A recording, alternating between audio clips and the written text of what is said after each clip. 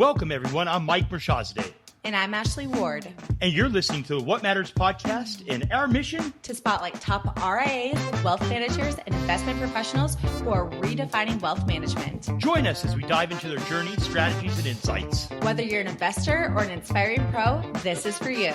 Get ready for impactful conversations on the What Matters podcast. Hello, and welcome to another enlightening episode of the What Matters podcast, where we dive deep into the minds of influential figures shaping the landscape of finance. I'm your host, Mike Mershazadeh. And I'm Ashley Ward.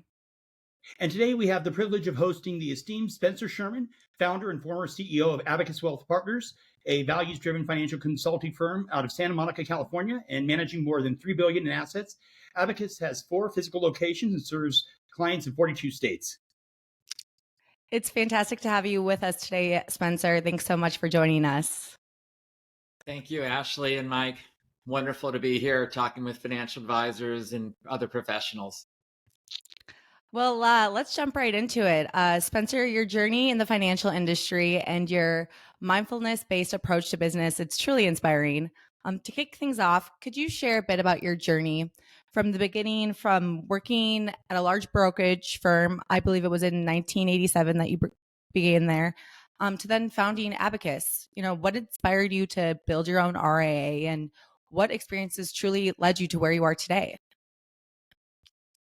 It was the conflicts of interest that I experienced in the brokerage world that really, that inspired me, as well as being an entrepreneur. I mean, and I think that is such a fantastic thing about this profession, that essentially you're an entrepreneur. You are carving out your path forward, and there's an infinite number of paths, and you get to create one that really suits your skills, your lifestyle. So that's why this profession has such a high life satisfaction rating. It's up there with university professors. It's one of the most highly enjoyable professions.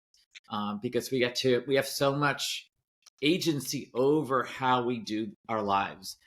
So all of that. And then, you know, I had to wake up, Ashley, in my 20s. I realized how stuck I was on the material world. I mean, let's say the material world is critical. We all need the material world in order to keep ourselves going. But I was obsessed with making money. And, you know, just my father gave me this sense that there was nothing else but money in life. Oh, likewise. And, what's that? I said likewise. So likewise. Okay. And, you know, that can lead to a lot of problems I think we all know this at some level. I mean, I sort of knew it, but I didn't really know it until I did something really foolish. And I was total workaholic, jeopardizing my health, working around the clock. And then I ran into a building that was on fire, that was completely unsafe, to retrieve my worthless laptop. And that was really told me something is really messed up here. You know? Let me interject real quick. Okay. So what year was this? This was in the late 80s, like 89, 90. Yeah. Oh, where you went to go get your laptop? Okay. Understandable. Before the cloud. I get it. Yes. Carry on.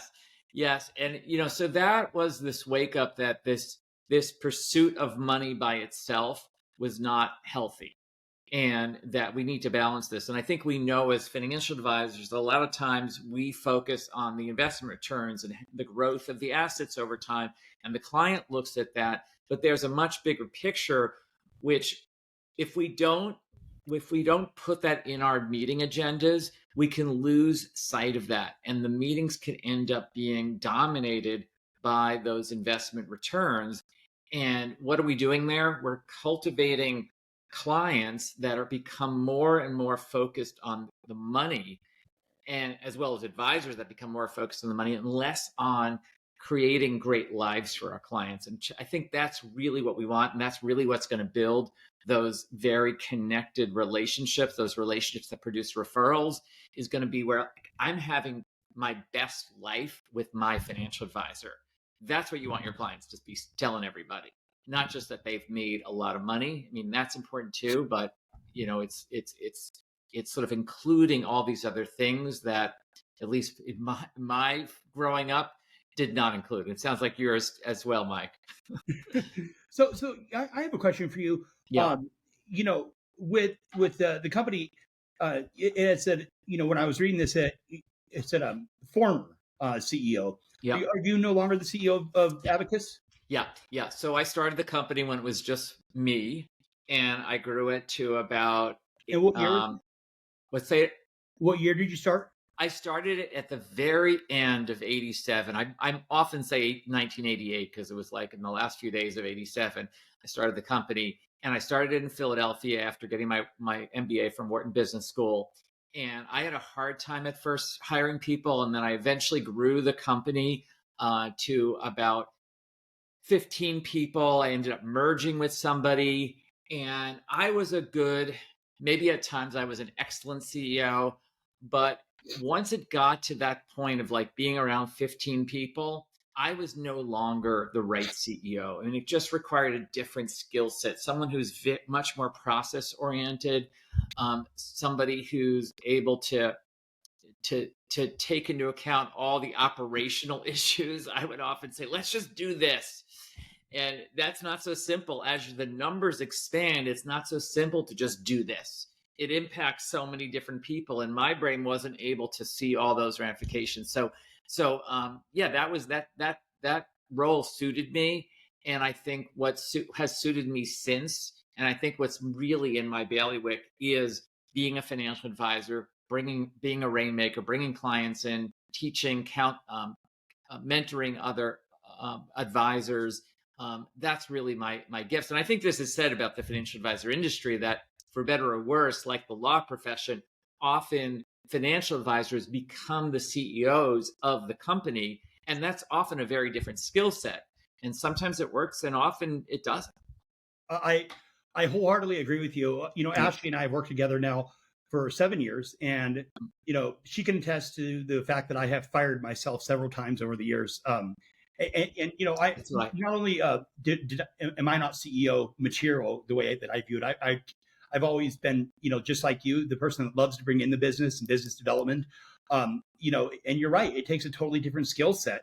And with that being said, you're in a role right now where you're, aggregating business through the door, and that's the position that you've been. How many total financial advisors do you guys have these days? It's about 45. Okay. Yeah. And your AUM's about 3 billion right now. Yep. And if you don't mind me asking, how'd you guys grow it to that size? Was it organically, inorganic growth? Yeah, so mostly it was organic growth. We did do a few acquisitions, retiring advisors, and also advisors who just wanted to be part of a bigger infrastructure. I mean, we provided community for a lot of advisors, and sort of this turnkey ability to just say, "Hey, I don't want to be that in that CEO type role, in that administrator role, and if I join Abacus, I can just be a financial advisor and I don't have to worry about compliance and trades getting done and all that kind of stuff and health insurance and all of those things." So mostly it was from a lot of giving a lot of seminars, a lot of client referrals, a lot of referrals from centers of influence, attorneys, accountants. That's how it grew over time. Yeah. Wow. Yeah. Yeah. And I think I've put a lot of focus on, on that asking for referrals, that I'm a believer in it. And it doesn't necessarily even have to be an ask, but just saying something like, "Hey, I am open for referrals. I have availability." I mean, saying something like that lets people know that you're open to someone to a referral, because a lot of people won't refer if they get the impression that you're swamped. And a lot of us carry that buzz about us, like, "Oh yeah, Right. I'm completely at ease, I'm chill," but no, I'm conveying that I'm swamped. And if I do that, Ashley, you're not going to refer your best friend to me, because you're almost subconsciously I'm full. Right. And you don't want me taking up my time with your best friend. You want me focusing on your finances. Right. That's so true. I never thought of it like that. Oh, I'm so slammed. Oh, I'm so busy. And the perception that you give to other people is that you don't have time for them. Yes. And it's sort of this immature way that, I mean, and I use that word, towards myself as much as maybe some of us who can identify, but it's it, it's how I started out feeling like this desperation, like I have to prove that I'm worthwhile. So I have to come across with this sense like I'm so swamped. Yeah, I'm working for you night and day. And I think that actually backfires, that kind of image, with a lot of clients. They want someone who's more like calm with because the markets are crazy enough. So you don't want to bring on frenetic, overly busy energy. Absolutely. Right. I think that was worded very well. I appreciate that. There's things we take out of every podcast, and I that would probably be something that I'll remember for the rest of my life. I appreciate So I that. want to ask you, Yeah. one of your unique aspects of your work is this mindfulness-based approach to finance. So, how did this approach develop? Was it, when you realized you're running into a burning building for your computer, or, when you realize, okay, maybe it's time, I can't handle CEO founder having my hands on everything, can you tell us how that approach really developed and, how it shaped your career and your philosophy? Yeah, Ashley. So the running into the building, that inspired me to do something. And I had heard about meditation. I mean, that was just fortunate because back then mindfulness was not so popular, but I had heard that this was a way to start to become aware of our tendencies, of our impulsive behavior, which we see with money, right? We see it even with people that have PhDs in finance. And I sought out a meditation program in my 20s as a way of kind of getting in touch with this impulsive behavior that I have and I've started seeing in my clients and my friends from business school. So that's how it began. And what I've seen, and I think the world has responded, based on, there's a book called The Psychology of Money by Morgan Housel, which has gotten a huge reception because it's pointing out that so much of our success with money has to do with how we respond emotionally. And that is just like, it's a mind-blowing thing. How is that possible? Money is so logical and numbers oriented, and it is, except that we as human beings overlay all this emotion on top of it. And it starts when we're little. Often money is a very abstract thing when we're growing up, and we come at it with these very fixed kind like we have these fixed ideas about money, but we're very allegiant to, like, I have to own a home, or I've got to save all this money, or I've got to spend all this money, or I've got to have an impressive car, or we have these ideas, and they color our behavior along with that emotional. A lot of emotion is fear. The greed that a lot of us have around money, like I've got to get to 5 million or whatever the number is coming from this place of fear.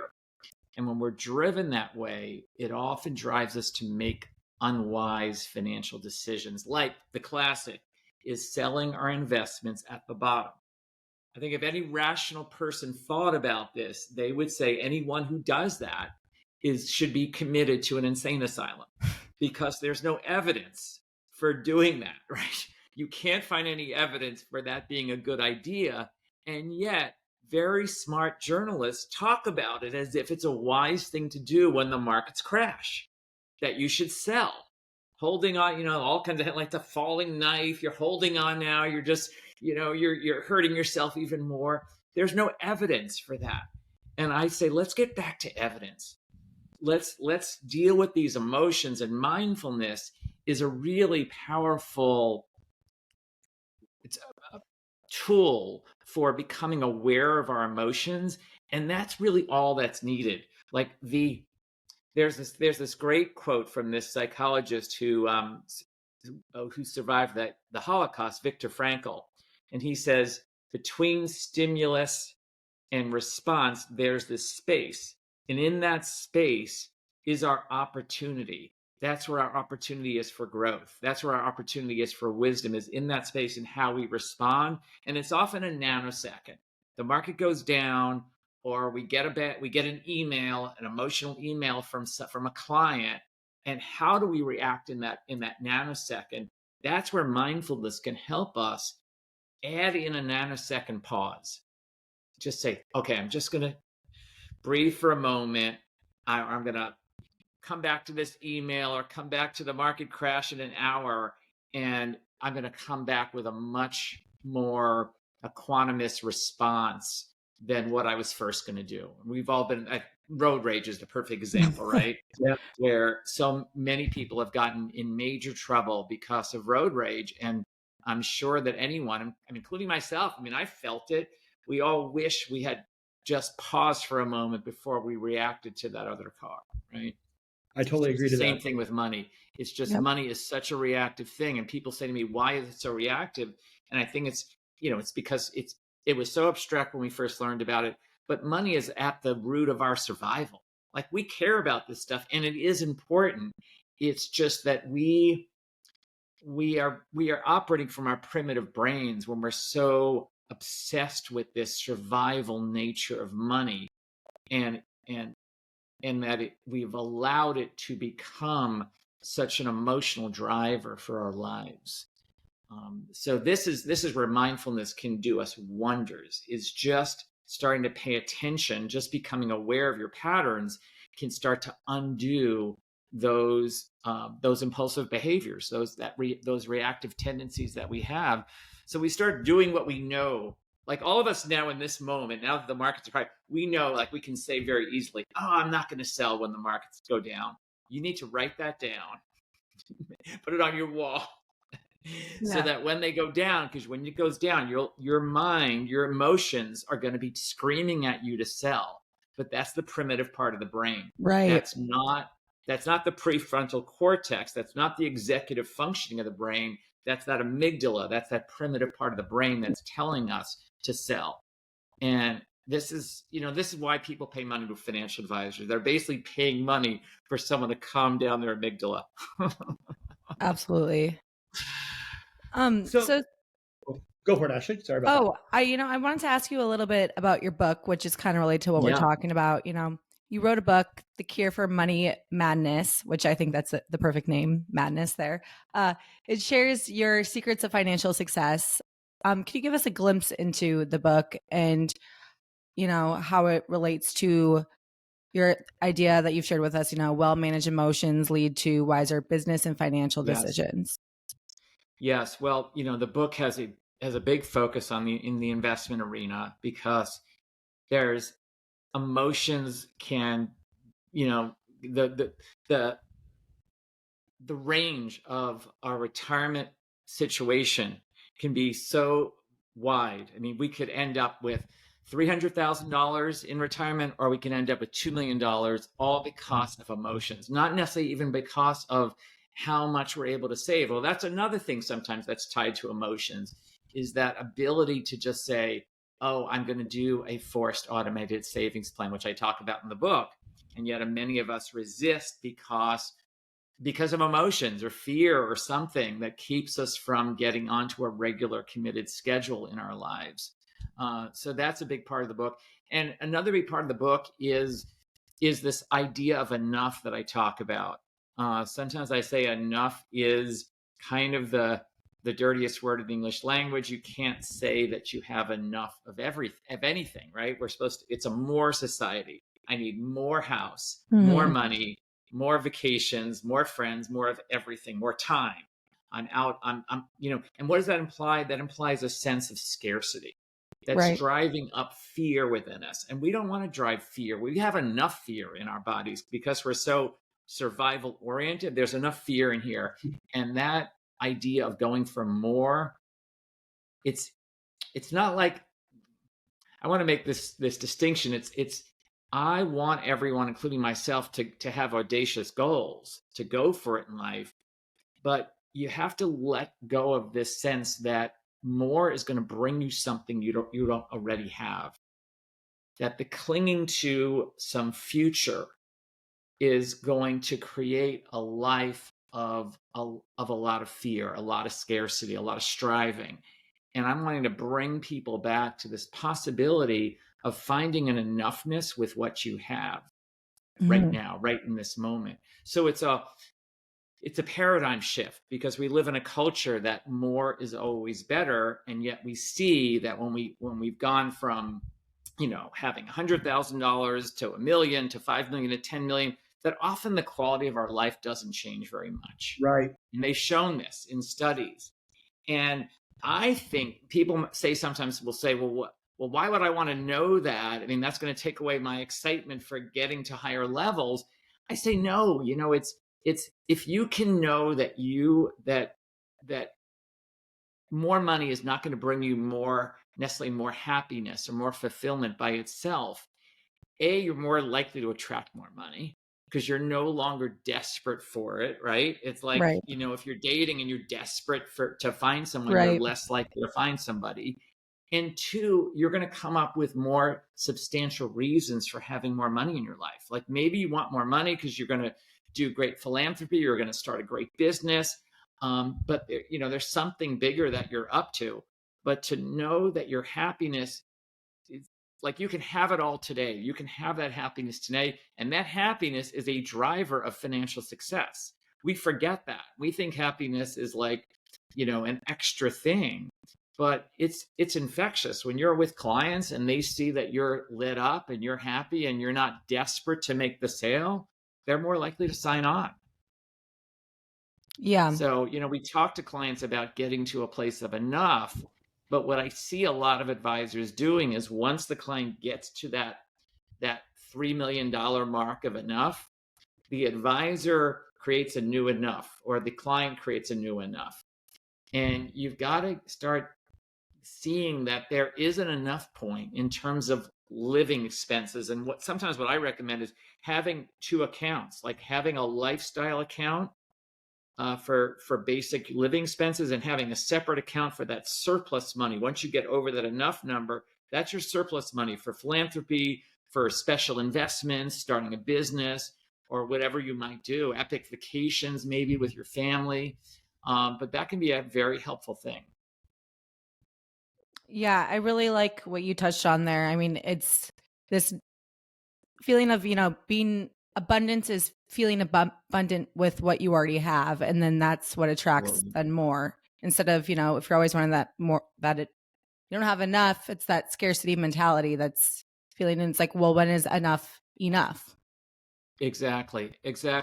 And the other thing about financial advisors, and I gave a talk at the Schwab conference on this, and everybody really appreciated it, that client, absolutely our first thing is to make sure the client doesn't run out of money.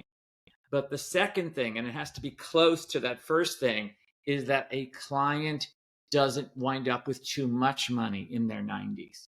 And I did that once. I told a client, you can't do this major cruise, and I regretted it because it was going to bring them a lot of joy, and I was just so focused on them not running out of money that I think I tipped a little bit towards the side of you need to be more frugal with your spending. And I think as advisors, it's kind of built in where we don't want the client to run out of money. We also want to keep the fees up, perhaps, maybe even subconsciously. I'm not saying any of us does that, volitionally, but I think we need to bring in the possibility that our goal is to balance, that having enough but not too much in the 90s, because once you get to your 90s, you don't want to do those epic vacations. You don't want to do any major philanthropy in your 90s. It's like that. You want that to happen in your 60s, 70s, 80s. Yeah. Right.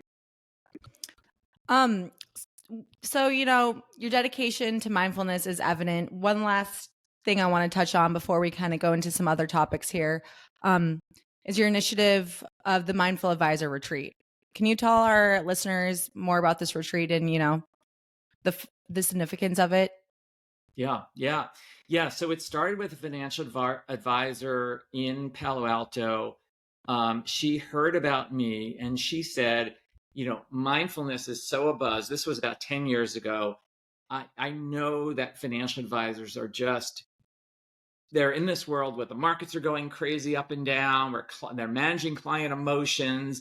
And how do we do all this? Like, it's not in the CFP program. It's not at the FPA conferences. This ability to manage our own emotions, to cultivate our presence, to really learn how to listen really well, to increase our emotional intelligence. How do we do that?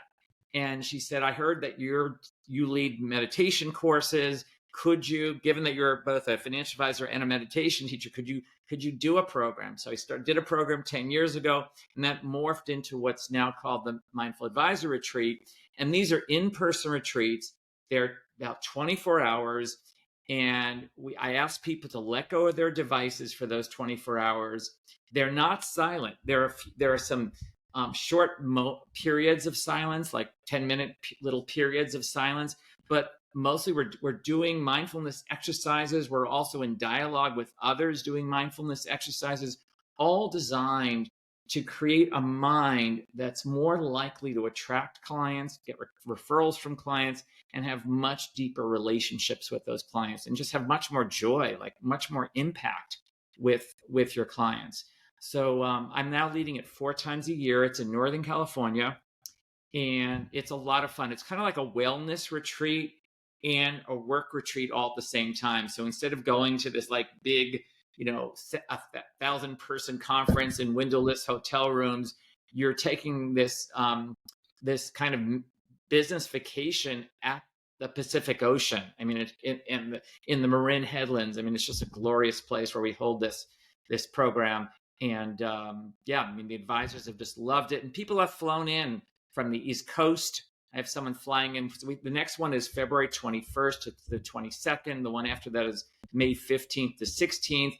And so a woman's flying in from Chicago. Someone else is flying in from Boston. It's available to financial advisors, attorneys, and coaches. Okay.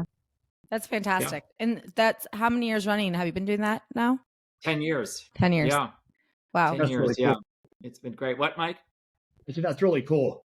Yeah, it is. It's funny that, of course, I always think that the people are going to love the parts of the program when I'm speaking the most.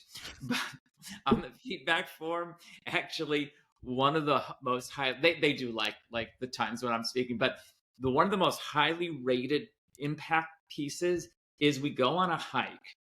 People say they learn more on that hike than almost any other part of the program, because that's when they're having these deep conversations. So it's very different from I've been to so many financial advisor conferences where you're having these 3-minute chats with music blasting over cocktails.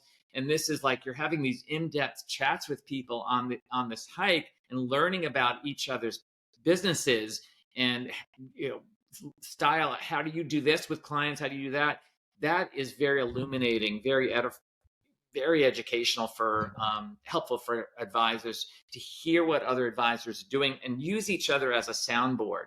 So that's been people will say, hey, I'm thinking about adding a tax service to my practice. Have you done that? Can you give me feedback? That has proven to be invaluable for people. That's fabulous. Yeah. Well, thank you for sharing that. And, shifting gears a bit here, let's talk about the wealth management industry in the future. Yeah. The landscape is ever evolving in wealth management. What does the future of wealth management look like from your perspective? I know you really have this mindfulness approach, but any insights into other approaches, emerging trends, technologies, or strategies that will really shape the future of the industry? Well, you're setting me up there a little bit. I've got to say the 2 letters, of course, AI, is here, right? And they're trying to crack the code on creating a human approach, through technology, because we've seen is that it's not a simple nut to crack. That when, these robo-advisors can lower fees so much, but they can't stop someone from selling when the markets crash. And maybe AI is going to enable them to do that in a more effective way. But I think that is one of the most valuable things we do as advisors. And if you can do that once in someone's lifetime, you've probably saved them hundreds of thousands of dollars net of your fees. So it pays for all the extra fees you're charging relative to the robo-advisors. I mean, I think it was, as we were chatting in the beginning before we started, that this profession is an incredible profession. And as more and more people wake up to the emotional tendencies, the drivers of money, and realize that the one ingredient that's missing when you do it yourself is objectivity, I think more and more people are going to hire a financial advisor. I have my own financial advisor. I think that's where the industry is headed. When I talk to financial advisors, most don't have an independent financial advisor working on their own finances. And I think that's kind of sad a little bit, because they're saying, like, I do the greatest work. I love this work. Well, do you actually? Are you a client? No. Very true. So I Right. think that's a step for the industry as it matures now, is for each of us to say, hey, I'm going to take on a financial advisor, because I know, even though I know everything, my financial advisor, Catherine, she's got objectivity. She's going to ask me the questions that I don't want to ask myself. She knows my Right. blind spots. She knows my tendencies. I have a tendency towards frugality. She's going to push me, maybe. She just pushed me to give a little more to philanthropy. I mean, that was great, because she says, you're totally fine. You can do this. So I think that's another direction. And I think this other one about this balance between making sure that people do the important things in their lives, like it's not just about getting to that, that number of like 5 million or 10 million or whatever that number is, that they're focused as well on helping people achieve their life goals. That's really part of the financial advisor's mission. I think more collaboration is going to happen in our industry. I mean, I think that's another way to compete with the robo-advisors, is we're going to start seeing more and more of financial advisors, accountants, lawyers being in the same meetings together. We are doing that at Abacus more and more. That adds so much value, having all your team members together once a year, once every 2 years, something like that. I think clients love it. It's like having all their team there together. And maybe they don't always agree. Perfect. And to lead into our wrap up question there, let's touch on the economy. We've had so much go on. Yeah. Some unprecedented events with COVID, the 10-year going down to 0.5%. The markets going to record highs. More money lent out during that couple-year time frame than in history. What's your overall opinion? What's your overall outlook of what's going to take place there? We won't pin you to it, by the way, but your perception, I think, would be great to hear. Yeah. Wow. So Abacus is a firm that doesn't believe it's possible to that there are no reliable crystal balls out there.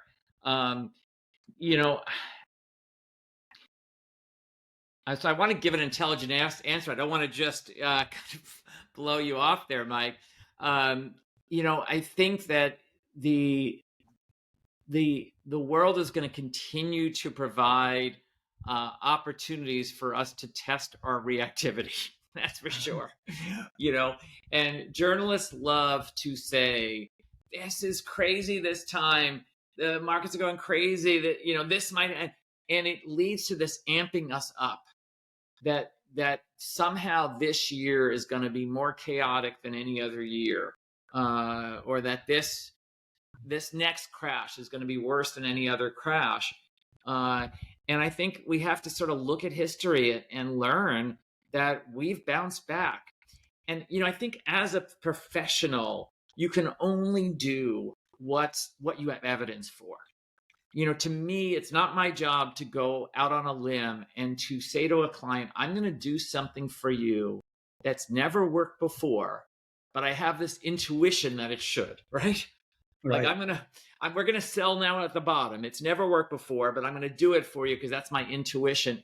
To me, that's a bit moving towards malpractice, right? It's like, I don't think that's what we're hired to do. I think what we're hired to do is help clients stay sane, stay calm, and stay committed to doing strategies that have worked. And is there a guarantee? No. You can do everything right, and you could take on a client who's 70 years old, and maybe in the 20 years that left of their lifespan, the market's just totally crashed for the next 20 years. That is possible. It's unlikely, but it's possible. And then that client in their 90th on their deathbed is going to say, "You tell me equities were going to do better than bonds." You could say, "Yeah, they were supposed to, but the probabilities were there, and they did." But you made the right bet.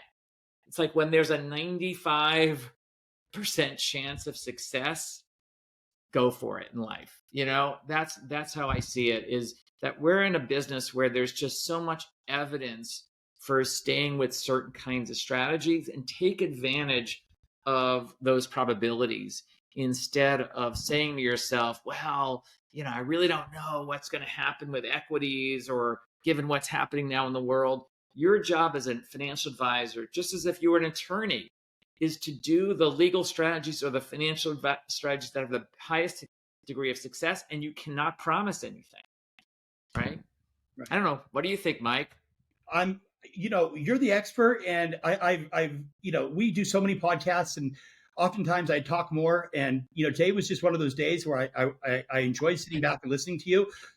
You're a very intelligent guy, and you have a lot of words of wisdom, and I really appreciate. Here's the other thing, Mike, is we've talked a lot about different ways. We've talked about this tendency that we have as human beings to be greedy, or let's say fearful is an easier word, I think, to hear. Like, we're fearful, and that leads us to want to get more, right?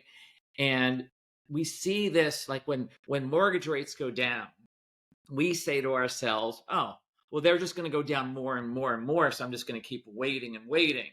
Or, when the markets go down, we say, well, they go down, yeah, but let me wait some more. It's like, when there's a guarantee for you. If you're sitting on cash right now and you see the markets go down in the next week or something like that, that's guaranteed that you're buying below the high. So instead of pushing it, take advantage of that guarantee that you've just been given. When the mortgage rates go down, take advantage of that. And look at things over a longer period of time. Like mortgage rates, everyone says that, are so incredibly high. They're not actually when you look at the last 30 years. They're just high when you look at the last few years. Right. So take that into consideration as well. We were buying homes at absurdly low prices, in some ways, relative, low mortgage payments for the last few years. And maybe, prices for some reason didn't totally reflect that. But now that mortgage rates are higher, we are still seeing some softening in the market. But that's what I would say, is take advantage of opportunities where it's the right thing to do, and let go of being greedy, of like waiting to get more. Mm-hmm. The house you want just went on sale. Like I was going to buy this sofa, and I called up the store, and they said, that sofa that you wanted a few months ago, that was, it's down 10%. We got a 10% sale. Now I could have said, well, when are you going to have a 20% sale? But I went ahead and bought it. Yeah. Because it's like, that was the thing. It's like, okay, I just made 10%. It's good. I wanted that sofa anyway. So it's like, take advantage of things instead of getting so greedy. And I think you're going to live a much happier life, and you'll make more money with it, because so many people miss in investment runs, because as the market when the markets went going up in 2023, people were saying, well, it's going to crash again, and they kept waiting to get back in, and now a lot of people got back in at the end of 2023. So take advantage. When the markets go down, that's your time. If you have like a 50-50 allocation, and the markets go down a lot, and maybe that's your time to re-examine your allocation. Maybe you should be 70% in equities. Mm-hmm. Yeah, in conclusion to that, what I've done is when the market, has gone up, as of recently in the last couple of months, I've been slowly taking 10% off the table and then shifting it into treasury bonds, and the treasuries instead. So that's been my approach. I've been reactive before, just like you're saying. During COVID, I thought the market was going to go down 80%. So when it was down 30%, I took a several $100,000 haircut See, that's only to watch beautiful. it rebound Yeah. beyond my imagination, and I will never do that again. Yeah, exactly. I mean, given the markets are up, it's a great time if you're needing money to buy something, like maybe you're buying a car, instead of waiting another 6 or 12 months to buy that car, take that money out, put it in cash right now, because you've captured a lot of the market gain, and either buy the car or set it aside for yourself. Or maybe you want to do some philanthropy in 2024. So the markets are high now. Take that money out, put it in a donor advised fund, so that you get that full deduction and you've captured all the gain. So those are some ways of sort of guaranteeing yourself a little bit of a win there. I mean, certainly I'm thinking back to 1999 and so many people who wish they had. It's a great lesson, because if only so many people had given all their stocks away to charity, they would have made something. Instead, many people made nothing when things collapsed in 2000, 2001. Yeah. Or 2008 was another example, 2009. So take advantage of your winnings when things are up, and take advantage of when things are down. Like when mortgage rates are down, refinance. Mm-hmm. No better time than the present. Yeah, that's right. Is to let go of trying to get that extra dollar, make that extra dollar, and take advantage of making something instead of going for everything, I think is another way of saying it. I love that. Thank you for that, Ashley. Yeah. Well, I mean, this conversation has been incredibly enlightening. So thank you so much, Spencer, for sharing your journey and your insights. It's evident that this mindfulness-based approach, it's not just a philosophy, it's a way of life. I really appreciate this conversation today. It's been helpful, I'm sure, to us and to everyone who will watch this. So thank you so much again for joining us. To our listeners, explore more about Spencer on his website. It's spencer-sherman.com. Make sure to check out his book and also his retreat. So the Mindful Advisor, yes. Yep, the Mindful Advisor retreats. Thank you so much. And that can all be found on your website, correct?